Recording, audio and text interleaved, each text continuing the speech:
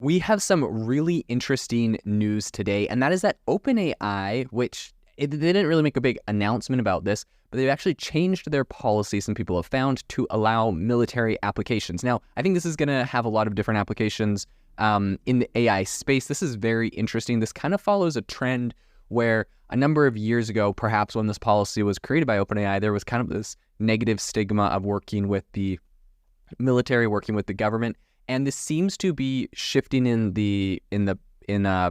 businesses' minds and also in employees' minds. So essentially, I think a lot of this big trend happened with Google. They had a lot of employees quit when Google said they were going to work with the military. They had petitions, and I think Google ultimately pulled out and said they won't do any work with the U.S. military.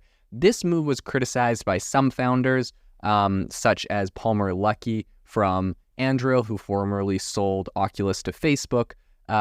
He, is very public saying, you should, if you live in a free democracy, you should you should work with the government to help have military tools to maintain your freedom and democracy from other countries whose tech companies will be working with them. And his case is like, if all the Chinese tech companies are making Chinese weapons, wouldn't you want to support a free democracy and support the government? So that's kind of his thing. And he started Anduril, which is, of course, a big AI and defense company and drone kind of defense company, and doing a bunch of high-tech military defense tools. So I'm not saying which side I agree with necessarily, but these are the kind of the arguments that a lot of people are talking about in this space. So today on the podcast, I want to talk about where OpenAI is at with this because they've made some important changes. So let's get into the podcast. Before we do that, I want to say today's episode is sponsored by AI Box, my very own AI app builder and marketplace. If you're interested in building really robust workflows, being able to leverage all of the different AI tools out there to create some really powerful tools, get on the waitlist for AI Box at aibox.ai. And if you're interested in investing in this platform, we just crossed $300,000 raised, and you can go to republic.com/AI-box. Leave a link in the show notes to become an investor. We gon' bring it to you just like that. Welcome everyone to the future. It's AI Chat, bringing you the interviews and giving you info to be in the know from tech company CEOs of. Rock with us, bet you gon' come back. I'm just saying the facts. This is AI Chat. Let's go. So this whole news about OpenAI essentially, changing their policy to allow military applications, this was all discovered recently by a journalist. And what we're seeing right now is that OpenAI has essentially revised its usage policy, which previously it prohibited military applications of its technology, but they've actually removed that from it. So the specific prohibition on the use of OpenAI's products, it used to say like it was prohibited for, quote, military and warfare. This has been removed. So I think this is actually pretty interesting. This is what they used to say. They used to have a section in their policy that said, we don't allow the use of our models for the following. They had illegal activities, they had hate and harassment, they had child abuse, they had malware generation. Like all of that stuff is obviously should be in place. They also have ones that says activities that has a high risk of physical harm, including weapons development, military and warfare, management or operation of critical infrastructure and energy, transportation and water, content that promotes, encourages, or depicts self-harm. So this is interesting. A couple things I think is interesting there is obviously the self-harm stuff, get rid of that. Then of course there's weapons development and military warfare. I think it's interesting these are removed. Obviously you could do this kind of stuff with an open source platform like Mistral if you really wanted to get an AI to help you with that. So I don't think anyone's losing out if they really needed it for their job, and that's just where they worked. I do think it's kind of interesting that they call out management or operation of critical infrastructure in energy, transportation, and water. They specifically didn't want or didn't have that there. So very, very interesting. So they have now changed that. They've changed their whole policy, and now the policy simply reads, they've pulled that out completely. And all that they say is, to maximize innovation and creativity, we believe that you should have the flexibility to use our services as you see fit, so long as you comply with the laws and don't harm yourself or others. When using ChatGPT and OpenAI, these rules apply. Number one, comply with applicable laws. And then they kind of go into that, which covered some of the other stuff. Then they say, don't use our services to harm yourself or others. For example, don't use our service to promote self-harm, develop or use weapons. So they still have the weapons element there. injure, but I think that also is like, how do I make a bomb, right? So like that would be against their terms of service.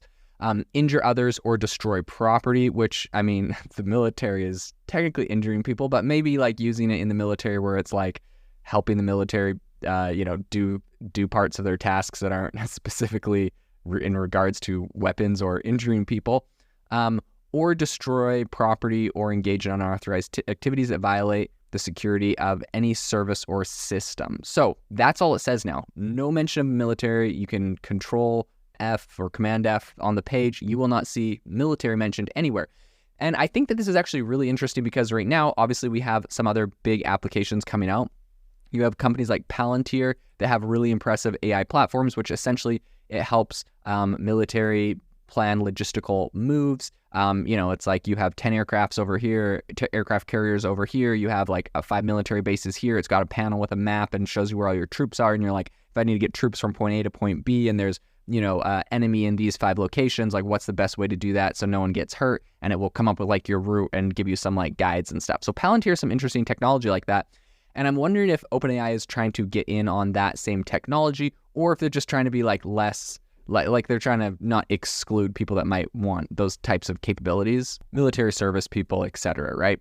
So I think this is pretty interesting. OpenAI, they have the whole policy. They've changed the wording. What I will say is this isn't like uncommon to change the wording of your policies. A lot of tech companies do this, and they recently came out with their GPT store. So like with that, I believe that they evidently need a lot of they probably have a lot of different terms of service things that had to be changed anyways for that.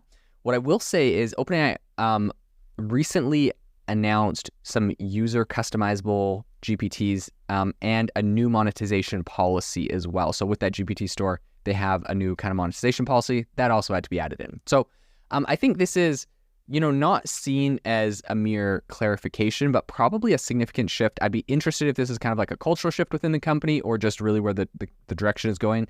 So the current and old usage policy clearly, outlined no military, doesn't say that anymore. So this is now, I think, subject to some interpretation, right? Like we mentioned when I was reading it, like I mentioned, it literally says like you can't use it for things that could harm people. So people are interpreting, does the military harm people? Does it protect people? And of course, depending on what side of the gun you're on, I'm sure your opinion would be different.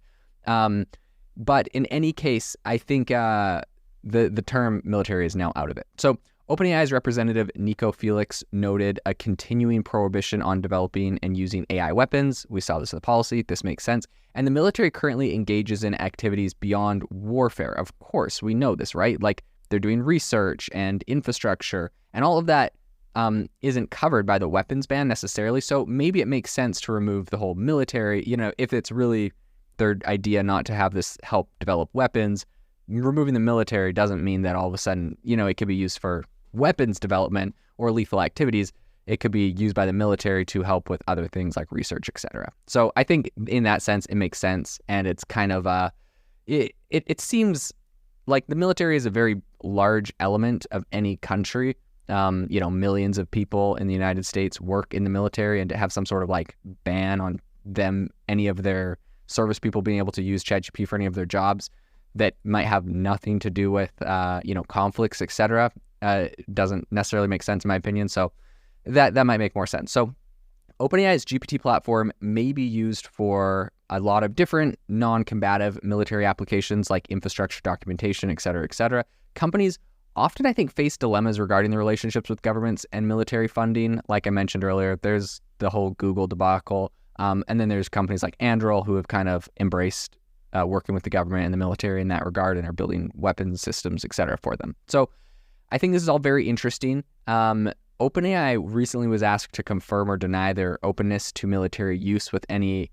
because of this. And I don't think we've got an update on that, but I think it's probably pretty evident and pretty clear right now what's going on there. So I think this is a very interesting development.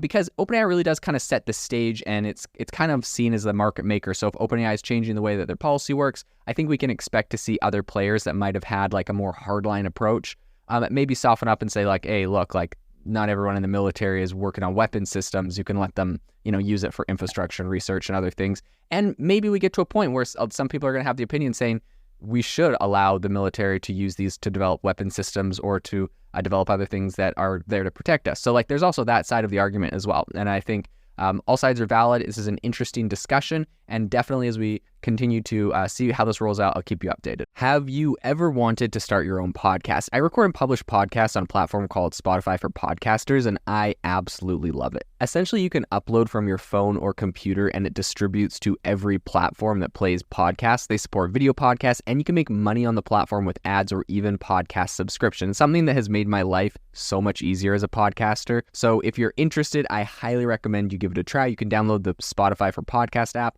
or go to spotify.com/podcasters to get started on your podcast today.